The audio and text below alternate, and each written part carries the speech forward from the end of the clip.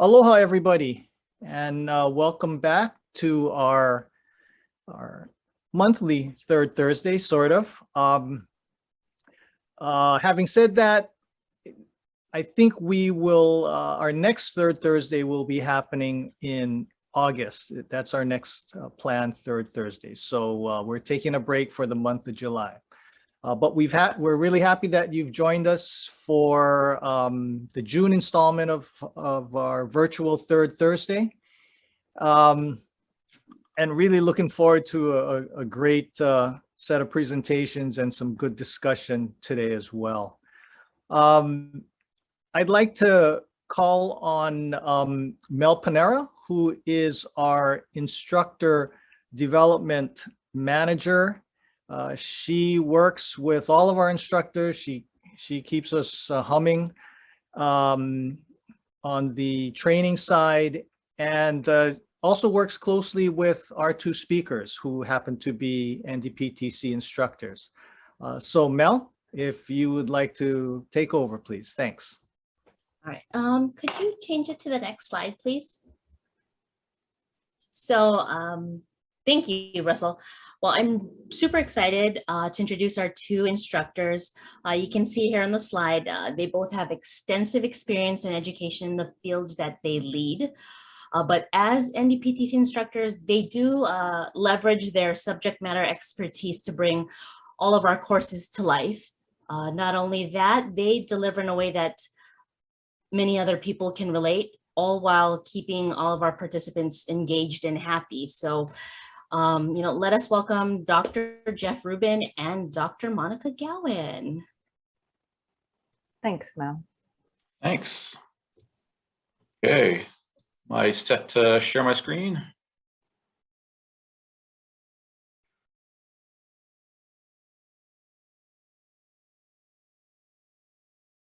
Thumbs up on seeing PowerPoint? Okay. Welcome. I think this could be one of the few times we can say good afternoon to everyone, or at least almost everyone. And there's no pre-test or post-test, no student guide, no activity manual. So I can just sit back. Really excited to do this. For some of you, this could be your worst nightmare, in that you're going to be hearing from two geoscientists. But Monica and I go back quite a few years, and it's always fun to tag team. So I'll be first up in our presentations, talking about what you see there. And we'll give you our contact info up front, our respective email addresses and Twitter handles for those who are interested. And we can make those available later on in the chat as well. Didn't want to have that rely on the last slide. Here's what I'm going to be covering in my portion of the presentation. We'll spend a little bit of time just going into actual definitions of primary versus secondary, what we mean when we talk about primary and secondary causes, and then look at some of the factors related to that and the resources for further study for those who are interested. If you're looking for like our slides, rather than just providing the slide deck that we're using, we'll send a modified one to Mel for distribution for those who are interested. First of all, it's a smaller file without a lot of the pictures. But second of all, it has a bunch of linked references. Want to follow up on it and just see, I mean, there's a lot of evidence to back up what we're talking about. I guess another way to put it is this is the objective. Get you to look at things in a little bit different way. I started out in emergency medical services in Texas when I was in grad school. In Austin in geology. So I've been involved in some aspect of healthcare preparedness for almost 30 years. And having worked full-time in healthcare preparedness, I've just always been interested in this aspect of it. We in emergency management, we tend to sort of manage by checklist and go down the whole buy a kit, get a plan thing that doesn't really work very well, as opposed to looking at what really puts people in a bad way after major incidents. And if you look at our healthcare system and what people rely on and just how little leeway a lot of folks have, it gives you a better sense of what we should really be looking for, at least in my opinion, when we talk about community resilience. It starts with where we are on a daily basis. So it's hard to talk about healthcare and people's health before or after an incident without looking at what we rely on every day. when we think of infrastructure, we tend to think of the isolated, separate aspects, the systems, whether it's power grid or fuel or transportation. The fact is they're interdependent, and the interdependency itself is a substantial vulnerability. You need water to generate energy. You need energy, fuel, electricity to pump water. You need a functioning communication system for all that, et cetera, et cetera. So the interdependency itself, particularly in large complex disasters like, say, an earthquake, which we're really concerned about in this part of the country, in the Northwest, it's that interdependency that can really come and haunt us. This is an example. This is from a 2004 earthquake in Japan. When we see a bridge out, we tend to think of it as it's a disruption. You can't get from point A to point B. But a lot of bridges carry infrastructure underneath them to help them get across whatever the bridge is spanning.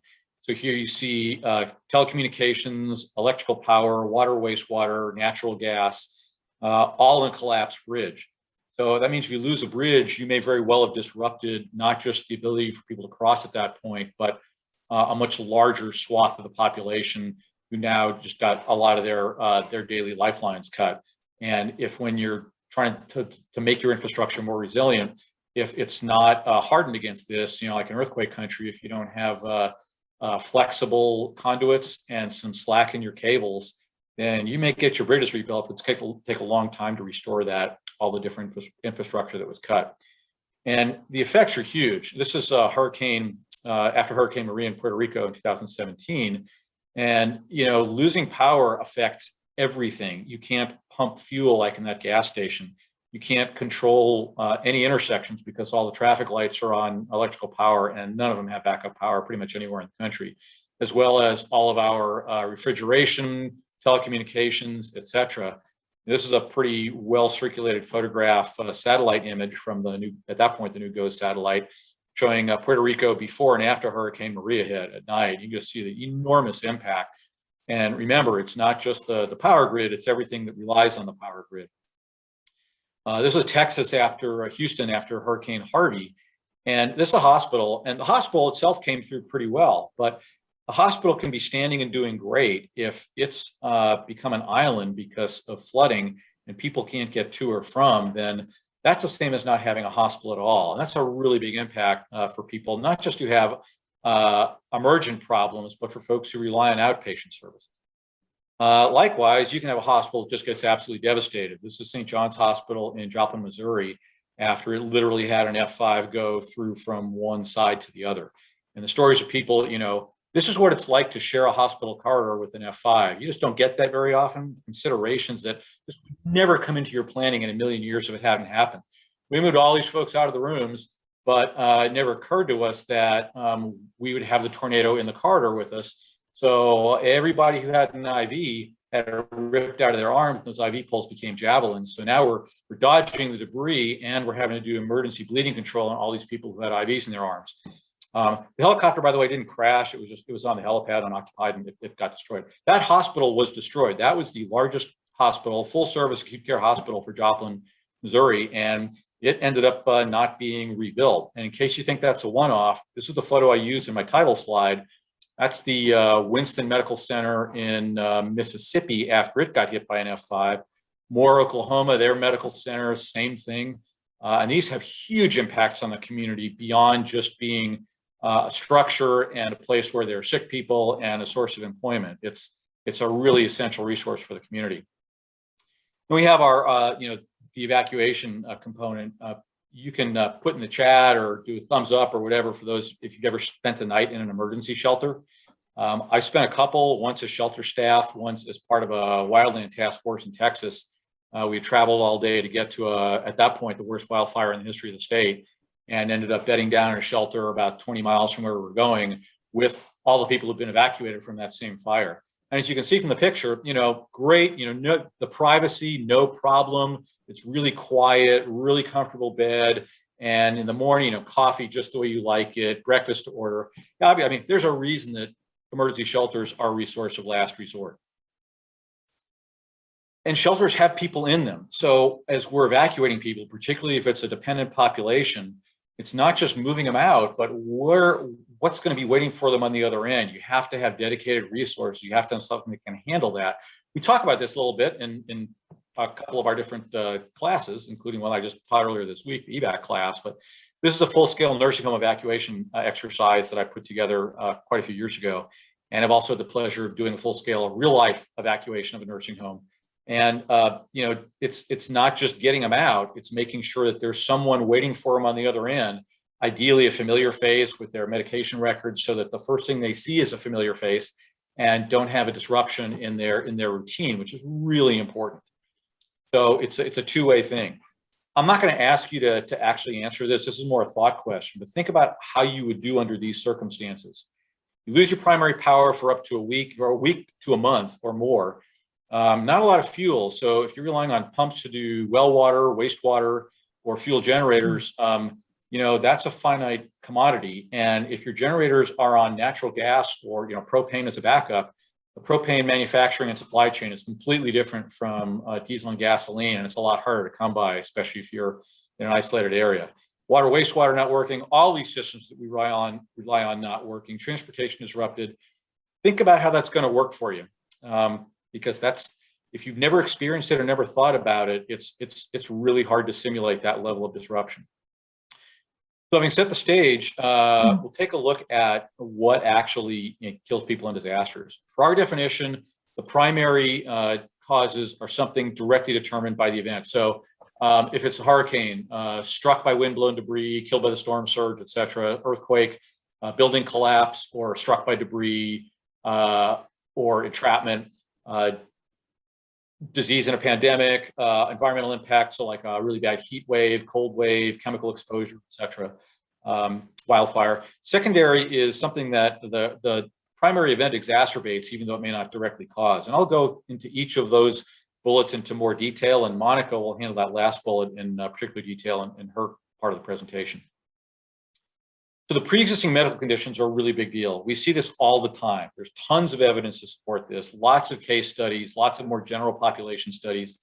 For events with warnings, CDC actually puts out alerts ahead, like for a hurricane, hey folks, here's what you're gonna see coming up after the storm passes. These are typically pre-diagnosed conditions, mostly stable, long-term, i.e. chronic. And you know, these are the broad categories. So cardiorespiratory, you know, is a lot of it. It's what makes people sick and dead for the most part every year. High blood pressure, congestive heart failure, COPD is chronic obstructive pulmonary disease like emphysema or chronic asthma. Diabetes is the most common endocrine disorder in terms of a chronic condition. Then other stuff like ESRD is end-stage renal disease, which means kidney failure. So if you are an ESRD patient, it means that you rely on dialysis to stay alive. Other things like pre-diagnosed psychiatric disorders and any other medical condition that is controlled by one or more of those things listed: diet, medication, home health care, outpatient procedures, et cetera. But dialysis is pretty inflexible. If you get warning, you can go on a special diet that buys you a day, maybe two, but you get really sick. There's no effective replacement for dialysis. Likewise, if you don't have ample supplies of oxygen bottles at home, or have never tried switching between primary and secondary bottles, or don't have backup power for powered life support equipment, that can be a really significant issue.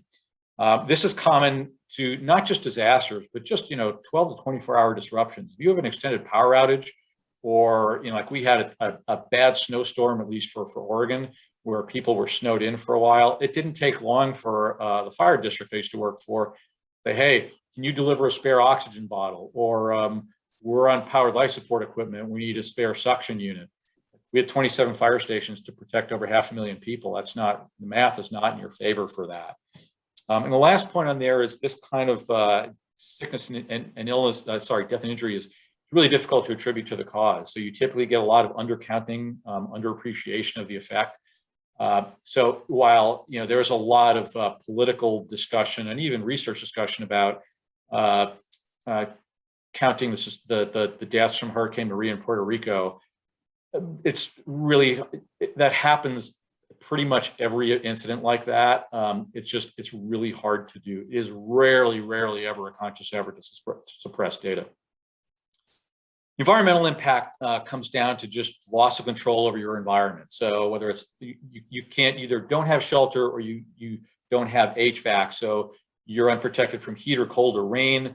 you're dealing with environmental degradation, like, air quality, possibly wildfire smoke, no more potable water unless you have it with you, bottled water, i.e. Food spoilage because you lost refrigeration. So you get some gastrointestinal disease, localized mold. You can get localized disease outbreaks, mostly enteric, but typically not, the really huge epidemics, although tropical storms can lead to a lot of stormwater pooling, which can lead to a healthy mosquito population, which can eventually lead to other disease outbreaks, but usually don't get huge disease outbreaks in industrialized countries from disasters. And then you have the introduced poisons. For those of you, looking for a trivia question, toxins are natural poisons. Toxicants are man-made poisons. So carbon monoxide is by far the most common. Anybody want to take a guess, either unmuting and saying it or putting in the chat, why we get the carbon monoxide deaths so commonly after large-scale incidents, particularly that involve power disruptions? Generators. Okay, anything else? That's a biggie.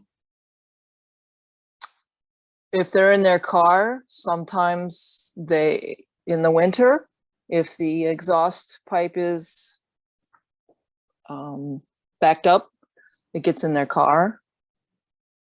Yeah, so it's a combination of using unconventional ways to stay warm, whether it's a car heater or turning on a gas oven, or cooking indoors without proper ventilation, especially if it's on a grill, burning unusual things in fireplaces to stay warm, and not venting generators properly. And again, there's tons of information on this. We see it after every single event, and it'll be in the resources I link to in the slides you provide, but there's no shortage of examples of this.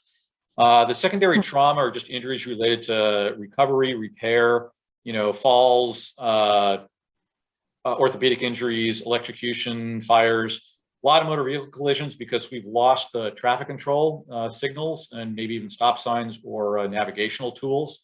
So those are all pretty common. And then beyond or exclusive of pre-existing psychological trauma, just the effect of, the sense of disruption of routine, dislocation, ongoing incidents like aftershocks or additional storms, and then the sense of personal loss, whether it's due to death or just loss of home or shelter or routine that's becoming just all too common. And Monica is going to go into a lot more detail on that. The last thing I'm going to show you is just a couple of stats, just so you can see that I'm not making it up. This is disaster shelter surveillance from a few different hurricanes. And looking at the number of locations and the total reasons for visit, you can see that acute illness and healthcare management, and chronic disease, these are the biggies. It's not a lot of storm-related injury, and it changes as it goes along. So we'll save the chat for the Q&A part, but just think about the fact that this is not what people think about when they think of what kills and sickens and injures people in disasters. Who do you think in the chat is most at risk for stuff like this, and why? And again, you could do chat or vocal.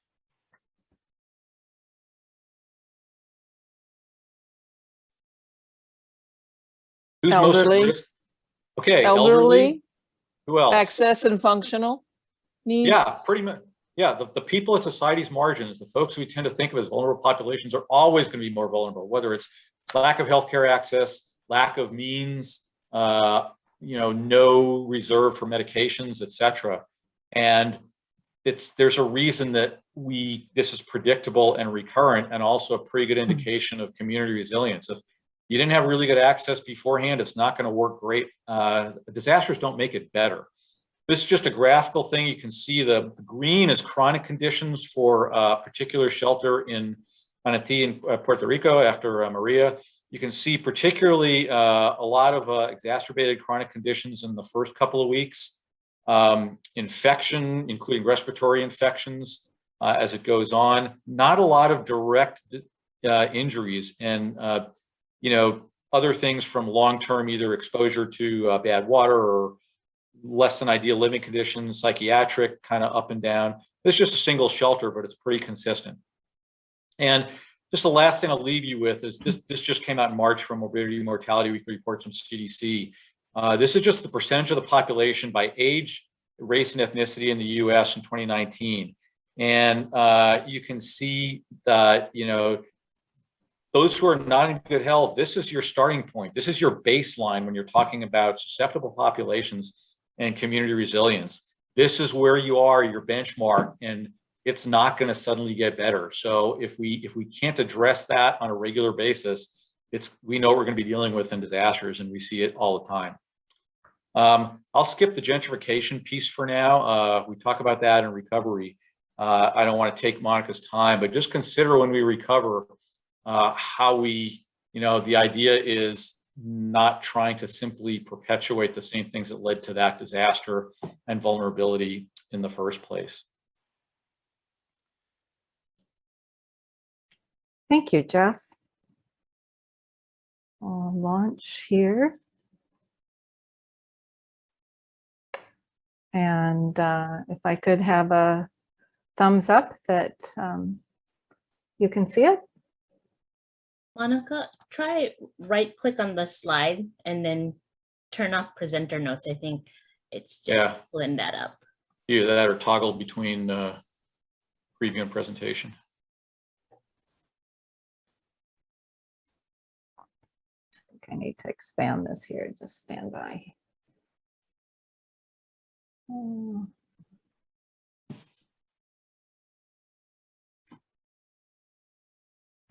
Okay, there now? Not yet. Do you see the slideshow on your end that that is already started, or is it the slide deck?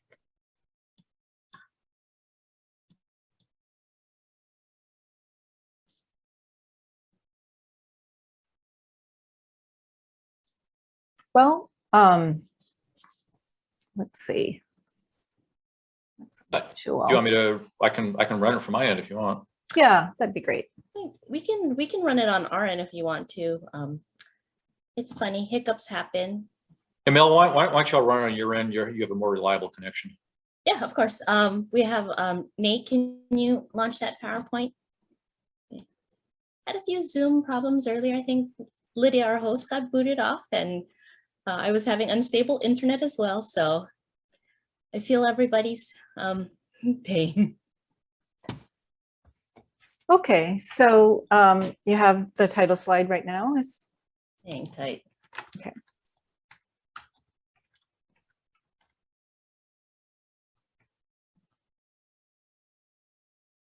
In the meantime, while we get the PowerPoint up and running, did anyone have a couple of questions for Jeff for his part of the presentation?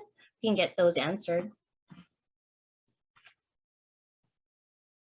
You can put it in chat or unmute yourself.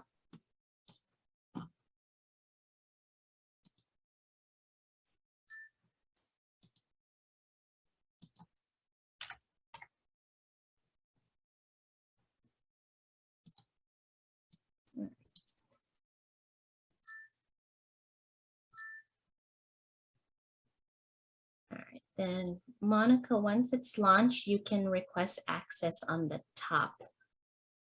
Okay. Oh.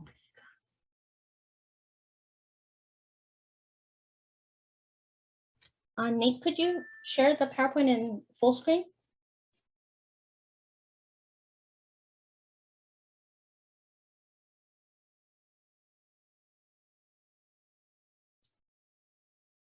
Thanks everyone for your patience. And then now, Monica, at the top, if you click view options, just request remote control, and then Nate will give that to you, and then you can resume. Yeah, I have done that because it says give up remote control. Yeah. Just go back up there.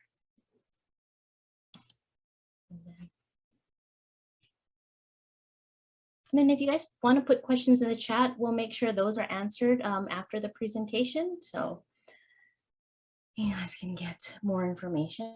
Yeah, and I'm noticing the responses that came into the chat from mine. It's like, absolutely, yeah. Lillian, Sequoia, absolutely.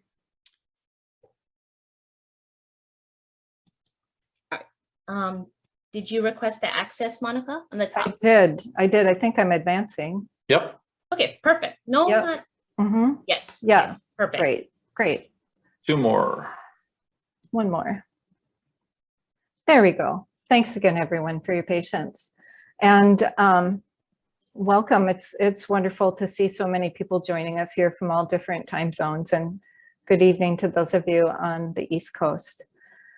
So I'm going to talk about disaster mental health in a little more detail. And this image Jeff shared with me, it is the evacuation of a long-term care facility in Savannah, Georgia in 2017 for Hurricane Irma.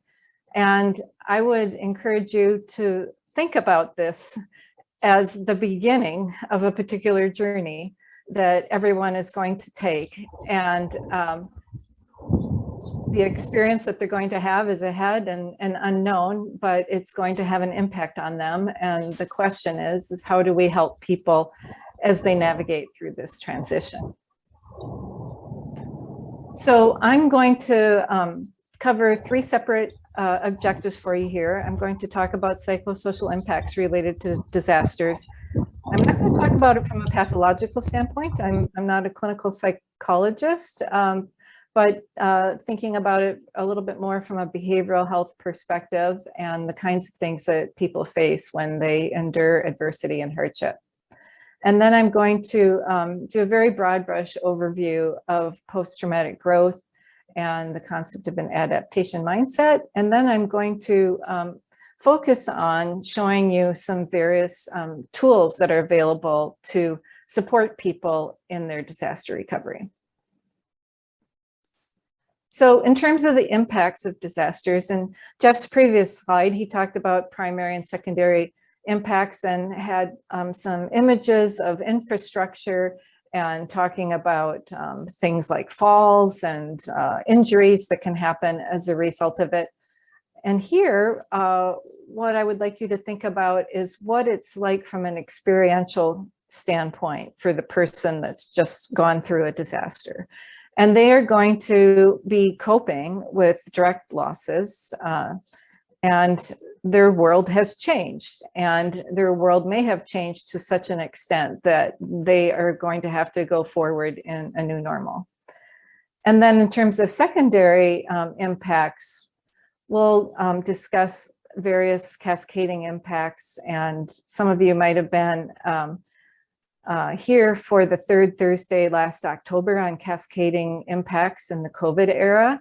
And there was a great quote that I wrote down at that session, and I don't know just who said it, but I loved it. And it is that recovery is a process of getting to stability and security. It's not an end state. And there are all sorts of things that challenge us along the way as we get to that place of stability and security after disaster. Then I'm going to just very briefly talk a little bit about some hazard-specific types of impacts, and then also introduce what might be for some of you sort of a different way of thinking about vulnerability. And I wanted to pay homage to two disasters that have had a significant role in my own life, and one of which predates all of us. But it happened in my hometown. I grew up in Rochester, Minnesota, and in 1883, there was an EF5 tornado. And you see here a telegram from the governor of Minnesota. This is the date of the tornado, August 21st, 1883. And he says, Rochester is in ruins, 24 people killed, over 40 seriously injured, 1/3 of the city laid waste. We need immediate help. And so there he is, providing a very brief yet intense summary of what's happened and what is needed. And here's an image of what was the central part of town. It was a small farming community for the most part at that time. And here you see some people standing near debris. So one of the things that was especially historic about this was not only the magnitude of the tornado and the effects on the community, but there was also a small country doctor that had recently moved over from an even smaller town. And his name was Dr. William Worrell Mayo, and he had two sons that had just finished medical school. And they were, driving around in the horse and buggy prior to the tornado doing house calls. And all of a sudden, here was this major disaster. There was also a convent, the Sisters of St. Francis, and they came to Dr. Mayo and his two sons, and they said, we need a permanent hospital. And if you will run it, we will help you as nurses and we will fundraise for it. And there was a lot of doubt and skepticism about whether it could be done, but it happened. And that became today's Mayo Clinic. So just like the images that Jeff was sharing of hospitals and how they have been affected by disasters, that is actually the origin story of Mayo Clinic. Some of you may have seen, there's a Ken Burns documentary on it. The other disaster that had a big impact in my own life was the Canterbury Earthquake sequence in the Christchurch, New Zealand area. And at the time I was a PhD student at the University of Canterbury.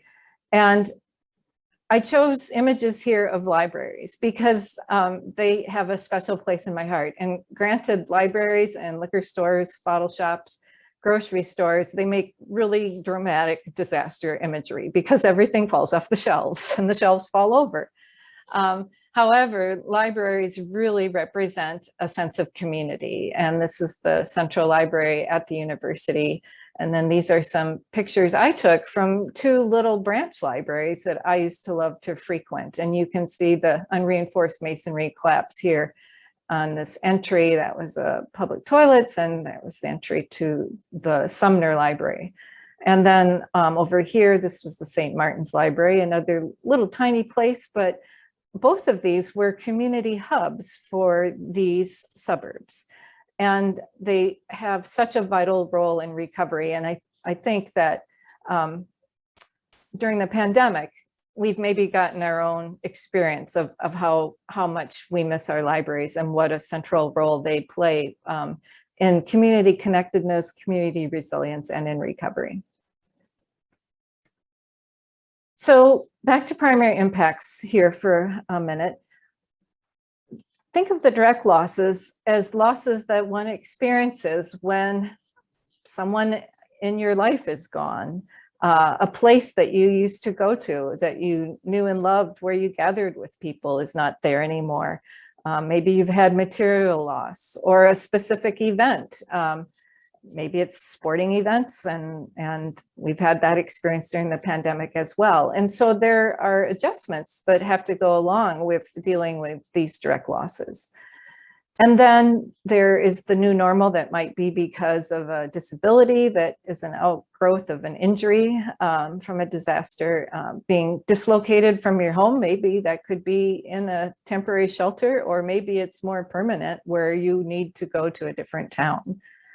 And the CDC has some great fact sheets that are marketed toward teens and they post them on Instagram and that sort of thing. But they involve sharing stories and trying to have people open up and talk about their struggles as they look forward to their new normal. So in terms of secondary impacts from a psychosocial standpoint, I wanted to bring in the concept of disease burden. And this is something that one hears a lot about in epidemiology, whether it's chronic disease or infectious disease or behavioral health epidemiology. But to think about the total effect or impact of a disease on a person's health state, maybe at an individual level or society-wide. And in fact, there are measures to quantify disease burden. And quality of life adjusted years is life expectancy that's controlled for a loss of quality of life. And 1 QALY is equal to 1 year of life in perfect health. And so if an event happens and you have a loss in that perfect health, then your quality of life goes down. Now, quality of life can be improved by intervention, even if life expectancy is shortened. But it means that you're having a different state of health as you go forward. And then there's disability adjusted life years. And those are the potential years lost due to poor health or disability. And so 1 DALY is equivalent to the loss of 1 year of full health. And neuropsychiatric conditions pose tremendous disease burden. And in fact, some research out of Europe in the last decade showed that the greatest amount of disease burden was from neuropsychiatric conditions. And that's at an ambient non-disaster level. So you take the effects of a disaster on top of that, and then suddenly a person is having to endure a lot more. And then of course, there's secondary trauma where other people who may not be able to imagine that such a thing could happen to them, or perhaps they just, are not that experienced in empathy techniques, that they will turn that denial into victim blaming. And then one other aspect here that's really important on an individual level is that a disaster may change your world so much that it's just not the way you thought it was or would be or will be. And you may have a prior experience bias, and a commonly shared one on this is how there's a lot of false optimism about earthquake impacts in Southern California because people have experienced a lot of quakes at a magnitude 4, 5, 6, but they haven't experienced a magnitude 9 and think, well, if there's one, if I know one earthquake, I know them all. So what this really leads to is the importance of expectation management, and that's both in your own projection of your disaster experience and for others. And it's so common for people to think of resilience trajectories as a straight line going uphill, but the reality is they're much more complicated. And then about hazard-specific impacts, I just wanted to make the point that you can have very different impacts depending on the type of hazard. And some of this is obvious, but heat, is going to affect a population for the most part in a more uniform way, whereas a tornado is going to have a very specific path. And I love this sign, which I took a picture of in the tunnel between, I think it was the Longworth and the Cannon House office building on Capitol Hill a couple of years ago. And it's right by the escalators. And it says, where is the risk? Ask yourself. And so that is something that we can do to have a preparedness mindset and an adaptation mindset. So there's a lot on this slide, and I don't want to go through it all in detail, and there will be some references for you. But I just wanted to point out that in the research world, it's been important from an ethical standpoint to think not only about equity and how to best serve people experiencing marginalization, but also to be aware that there are other types of vulnerabilities. And this comes out of some work by Kipnis in 2001 and 2006. And so when you're working with someone who's experienced a disaster, there are certain things they may not tell you that you don't know that are maybe getting in the way of how to best help them. And it's easy to think of capacity to deliberate as maybe just intellectual capacity or something, but it may be that the effect of the trauma is such that a person has such a high cognitive load going on that they're not thinking very clearly. Or maybe they're in prison or in the military, and so they really can't share with you what's going on for them because they're going to jeopardize a security clearance or some other type of vulnerability from being in prison. Some people like to people please, and so they will defer autonomy to others and not really tell you what's going on.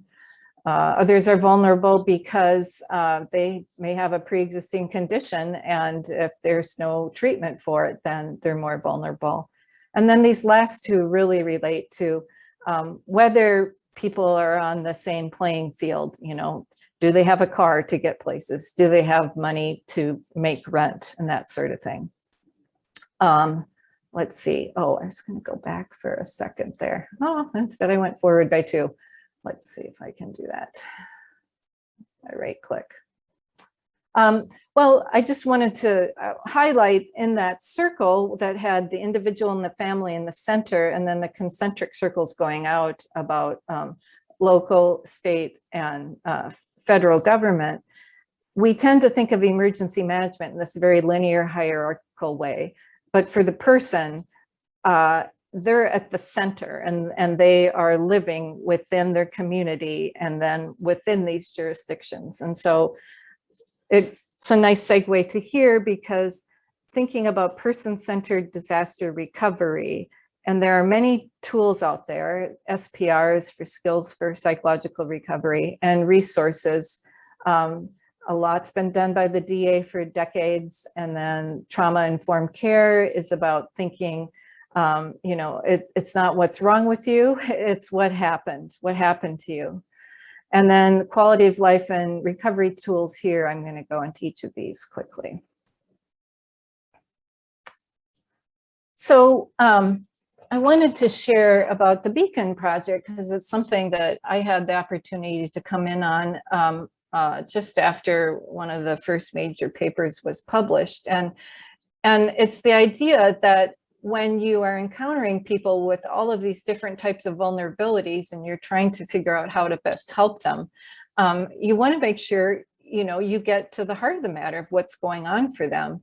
And this is just sort of a sequence of publication dates, and this is the most recent paper right here. But the idea is, what if you could only ask one question of a patient during a clinical visit? And there were several graphic tools, very interesting looking, that were developed initially out of thinking about this for asthma patients and people managing diabetes. And so to interact with a tablet or whatever, and what is the single biggest concern that a person is experiencing? And let's say this person selected money, then they would go to another checklist here. What types of problems or concerns apply to your situation? And then these are a little more dense for looking at on your computer screen, but then there's basically a recovery plan here, where the single biggest concern identified is money and suggested actions that could happen.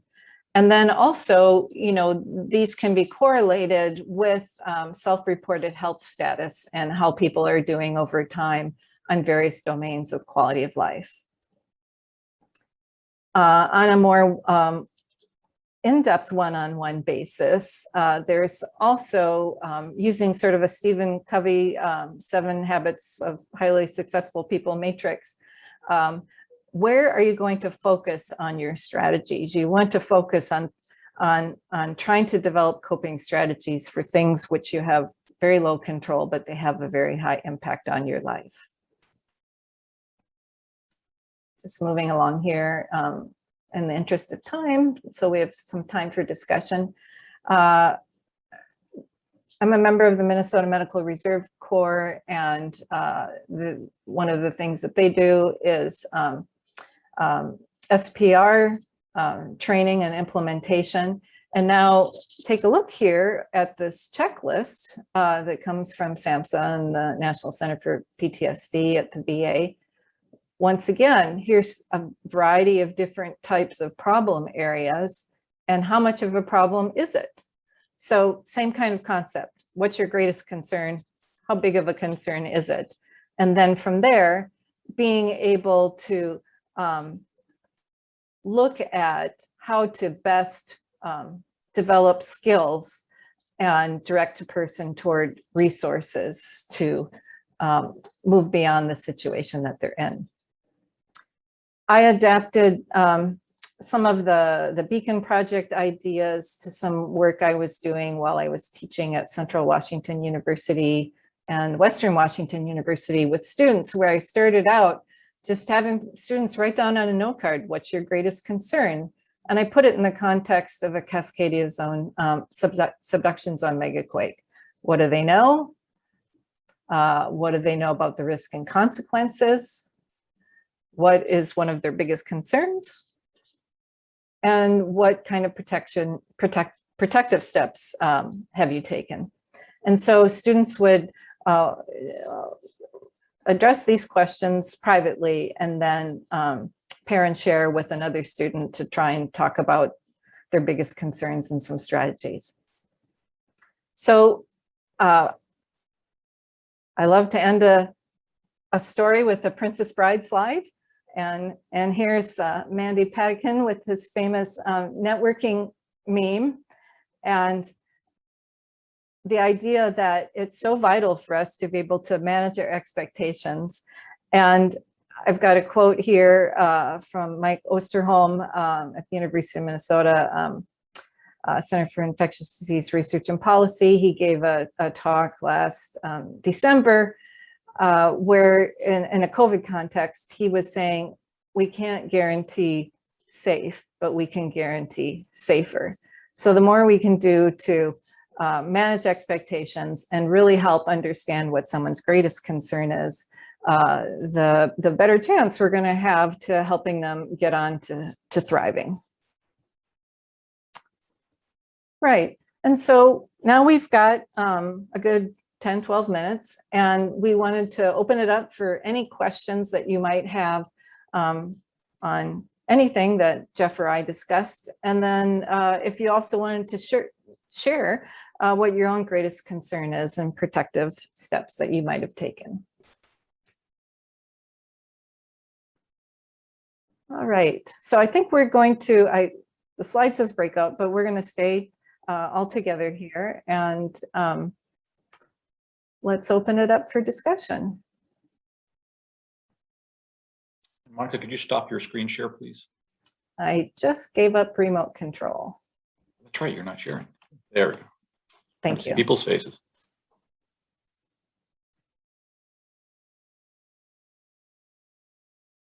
I have a question that it strikes me as odd, and maybe it'll strike you similarly. It's a kind of a pre-disaster anxiety. Those of us who are who focus on these issues often, and then if we come to the point where we visualize ourselves in a similar situation, oncoming extreme tsunami warnings and so on, about things that we are attached to and the prospect of their being totally decimated and lost forever, it takes a while to recover from that, that grip. Is that something you've encountered among other people who are engaged in this kind of endeavor? Yeah, it's an anticipatory anxiety or an anticipatory grief. And so it's an awareness of vulnerability, and it's an awareness that there are some things that you have low control over. At the same time, you can then say, if you think about that 4-box grid, all right, well, what are the strategies that I have to manage this? And maybe I can't change what's out of my control about the event, but I can change some things about how I might respond or how I might view those losses. There are situations, we've done a lot of like community outreach for emergency preparedness. And we've come across many people who just don't even want to think about it because it invokes that kind of anxiety. Is there anything we can say to engage them in a way that's productive for them?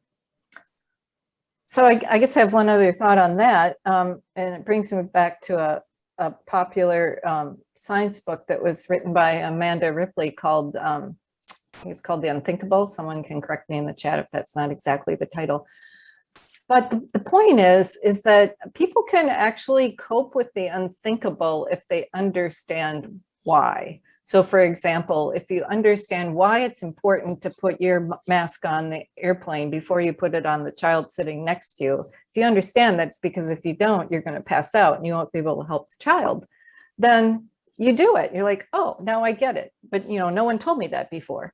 And so I think it's important to try and understand, what is it that's making it unthinkable for someone and what can help. I think there's, from on a related note, just in terms of sort of motivating people for trying to take whatever action we want them to take, whether preparedness or something else, that sort of the triumvirate of if they already recognize that there's a need, then it's, identifying there are actions that can be taken that will make things better, and here's how you can be capable of taking them.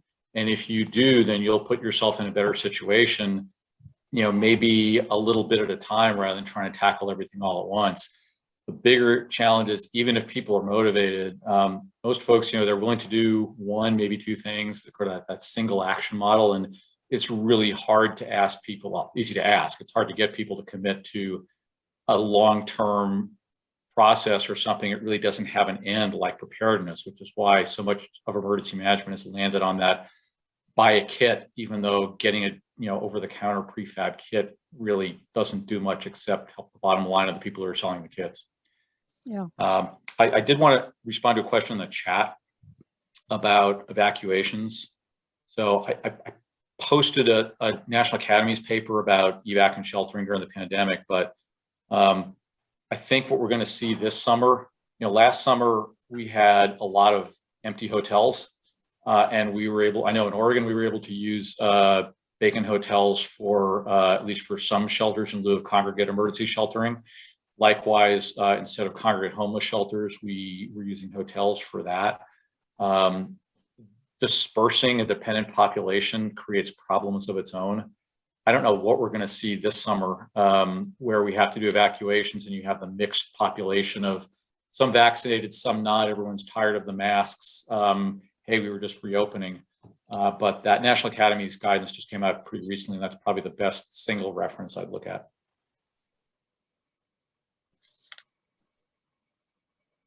Yeah, those are both great presentations, and I want to thank you, Jeff, for reminding us about the importance of thinking about these kind of primary and secondary hazards. And I guess the question that I wanted to ask you both is, are there any major takeaways from this, COVID experience, particularly as we're thinking about hurricanes and volcanoes and all kinds of other things that are occurring simultaneously? And are there some ideas or thoughts that you've had that, or lessons that we've gotten that you might be able to share with us? Monica, you want to go first on that one? I was going to say the same too. That's a great question and a challenging one. And I think it's been a time where we've all had a chance to reflect on our values and what's really meaningful to us. And there is research that shows that doing something meaningful is a significant part of what gets people engaged in preparedness. But what's meaningful to you and meaningful to me might be something different. And it might be tied to what our greatest concern is. It might be tied to altruism. And so I think I'm a public health person, so I can't help but think about things from a community perspective and how important that is for community building. And I see a lot out there on social media where it seems to be much more common that, people are saying, if you can't do anything, then just please be kind. Be kind to one another because one way or another, we've all been through quite a time. And so to think about how we can continue to be supporting one another and not pathologizing each other, and thinking about how we can go forward and thrive in spite of. I guess I don't have a particularly optimistic response to the question, because historically we have a terrible record of learning much of anything from prior disasters, which is why I never use the term lessons learned, except ironically. We tend to get the same lessons over and over again, and we tend not to learn them. And for those of you who've been in class with me, you've heard me say this before. Emergency management, we haven't gotten to being an evidence-based profession yet. So we keep going on this, hey, something that worked for one place, we try to generalize it, even if it's not generalizable, we call it a best practice. And we can't come up with a document that doesn't have lessons learned in it, even though every single after action report says, hey, communications weren't great, or this happened. It's like, so what are we going to do about it? And, institutions, research institutions, whether it's, U of H, NDPTC, we pride ourselves in the classes we teach as part of the FEMA portfolio. We have the science-based classes. We incorporate evidence and try to really make that inculcate the whole curriculum.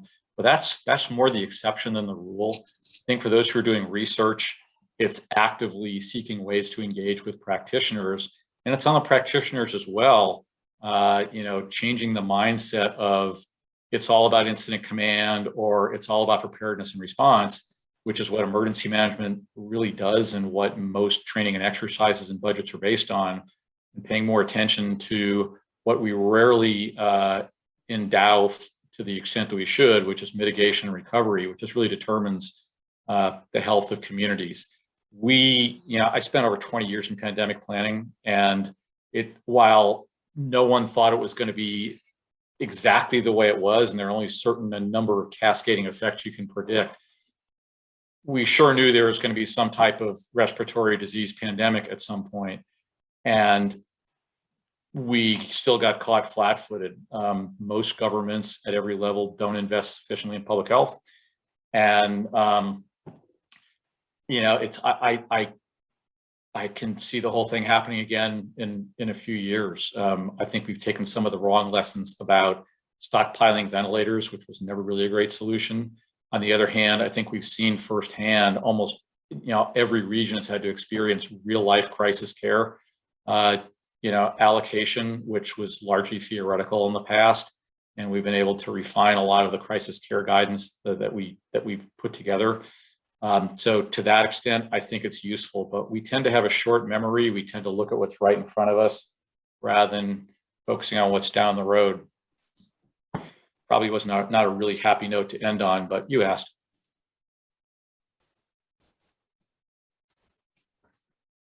I just put a little note in the chat. I'm a firm believer that culture starts at the top. And so when you have leadership that has an adaptation mindset and thinking about how we can go forward and perhaps not being so incident command driven and more person centered. Yeah, and Bill had a comment. It boils down to money. I think it's a lot more than that. There's no question that you need money, but it goes back to executive prioritization, which is more than just budgeting. That's a big part of it, don't get me wrong, but it's valuing the people who do it as a separate profession rather than assigning it as other duties or someone who's on light duty.